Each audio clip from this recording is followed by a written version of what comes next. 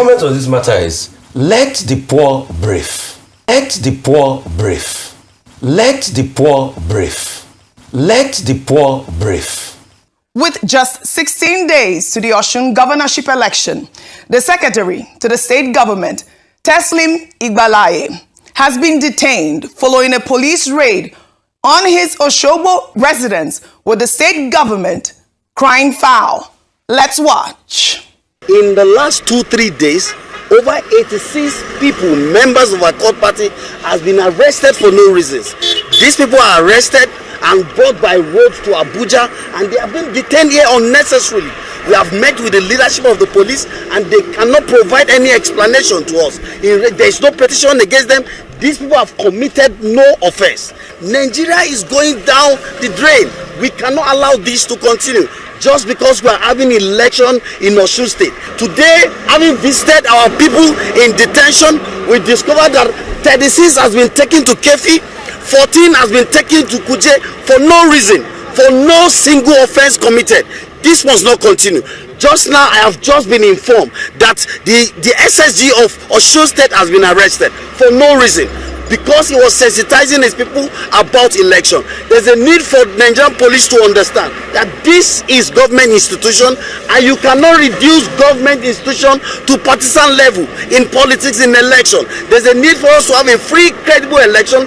We must not destroy the reputation of this country. Well, the Osun state government is insisting that the SSG was never arrested, saying he voluntarily visited the Osun State Police Command to facilitate the release of party members and canvassers who were detained, accusing the police of raiding the SSG's residence afterwards without a search warrant. But the police say the operation was based on credible intelligence about a criminal gang, and that the items recovered at his residence, including 4.8 million naira in cash, voters' registers covering 15 wards, 2 PVCs, and a wanted murder suspect, speak for themselves. The government, however, dismissed the 4.8 million naira as logistics money for party canvassers and not vote-buying funds, saying the voters' registers were dummy ballot papers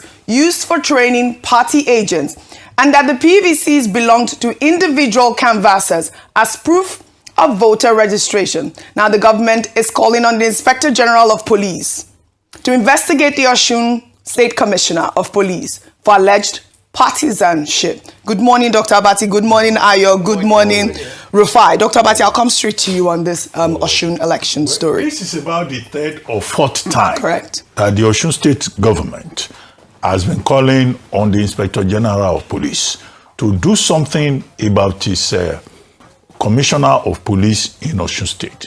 This Commissioner of Police has been accused of looking the other way when agents of other political parties are involved in open thuggery and disruption of law and order, either in Osogbo, the capital city, or in other parts.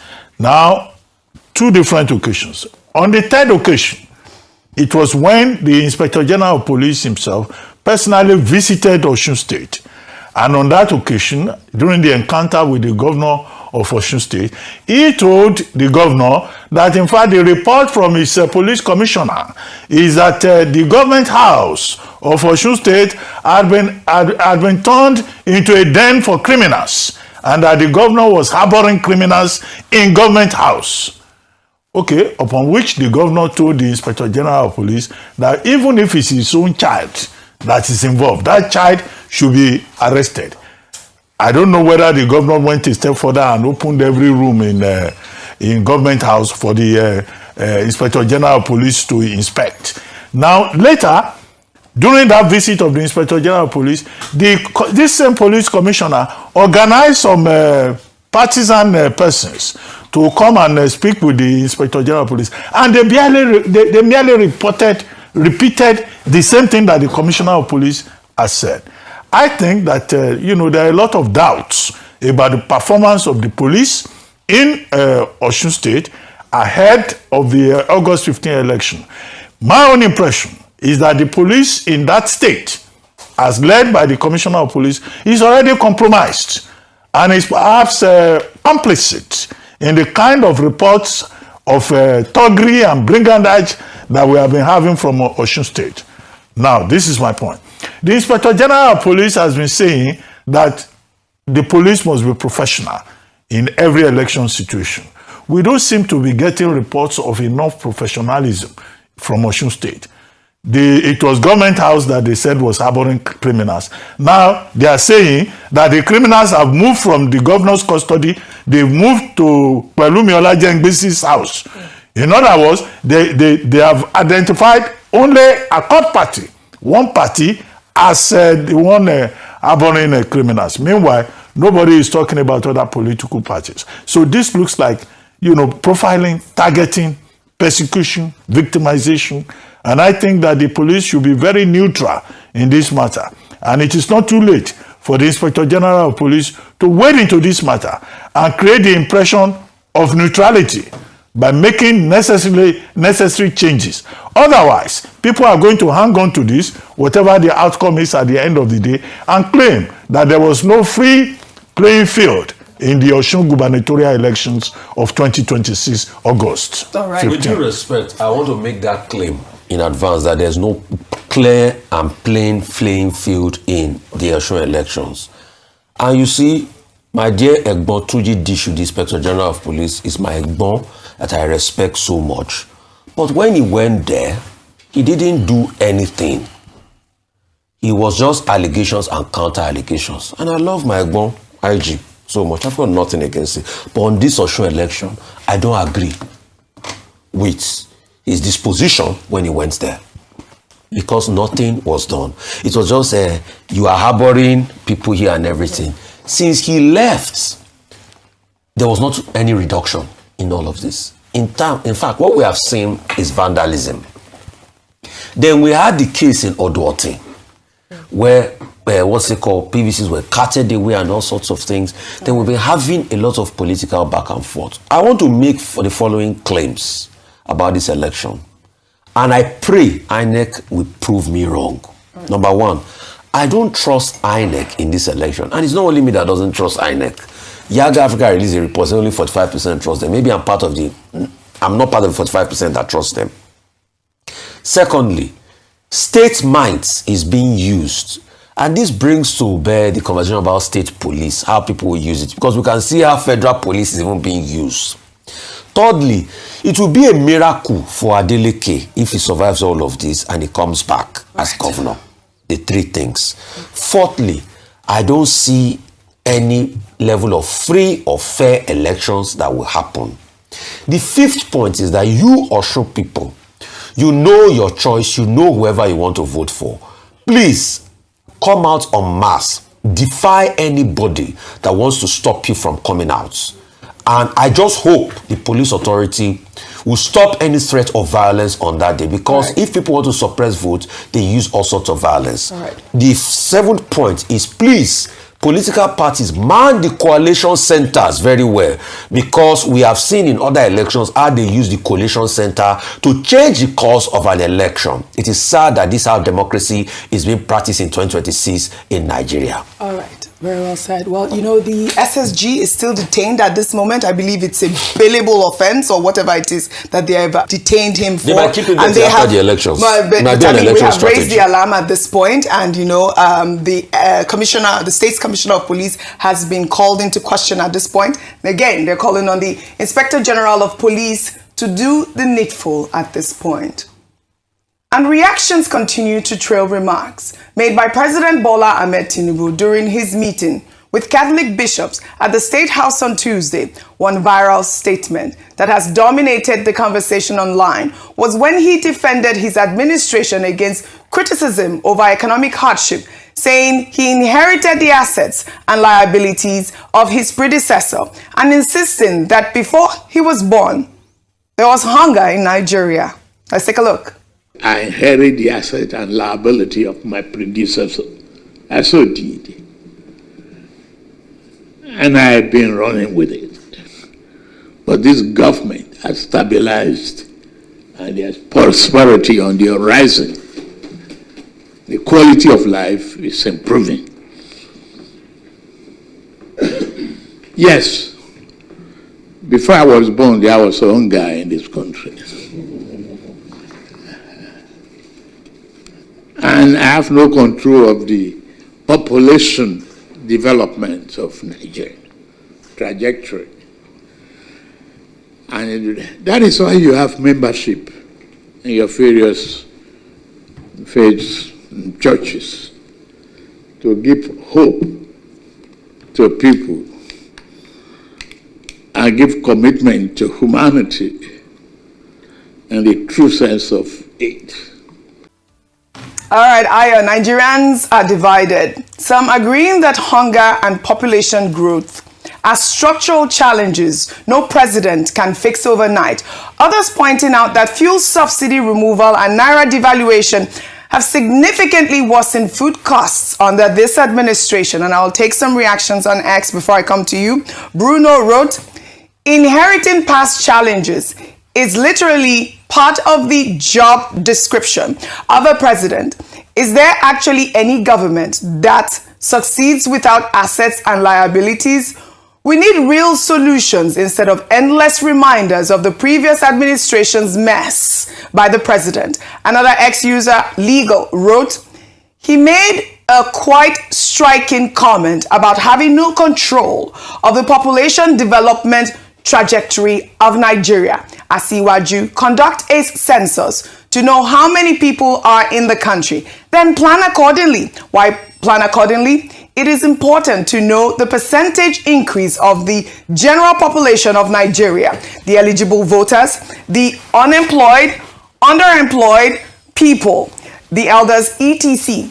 Humans are the greatest assets of a nation. Planning the economy based on estimated population shows unseriousness. If the population is growing at a fast pace, as most analysts are projecting, what can you as the president do? Nothing.